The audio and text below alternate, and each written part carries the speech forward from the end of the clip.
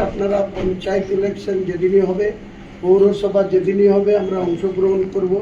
এমনকি বললাম লোকসভাতে আমি গোটা রাজ্যে লড়তে যাব না, রাজ্য বিজেপিকে ছেড়ে দেবো, অঘোষিত ছেড়ে দেবো, ওপেন ছেড়ে দেবো যে আপনারা জিতে নেন, মমতাকে হটান।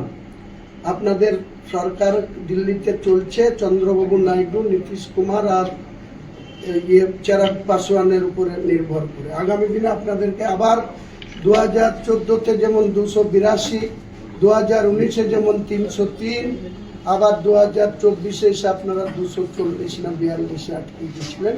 আবার আপনারা একক মেজরিটি পান। এই এনডিএ যারা আইএনডিএ জোট, এই যে বিচারচারিতা রাহুল গান্ধী, এই যে মমতা ব্যানার্জি এখানে কলকে না পেয়ে এখন আবার অখিলেশ জিয়াল দিল্লি থেকে ধাক্কা খেয়ে এখন এরা সব এক জায়গায় হয়েছে।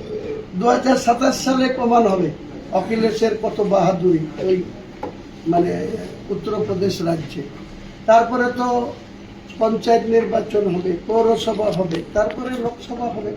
লোকসভা আসলে আমি 6টা লোকসভায় প্রতিদ্বন্দ্বিতা করব, রায়গঞ্জ, মালদার 2টো আর মুর্শিদাবাদের 3টে। আমি আমার স্থির বিশ্বাস মুর্শিদাবাদের 3টে সিটই তৃণমূলকে হারাবো এবং আমার আমজনতা উন্নয়ন পার্টি, আমি নিজে বহরমপুর থেকে জিতব এবং আমার 2টো ক্যান্ডিডেটকে মুর্শিদাবাদ এবং জঙ্গিপুর থেকে জিতাবো।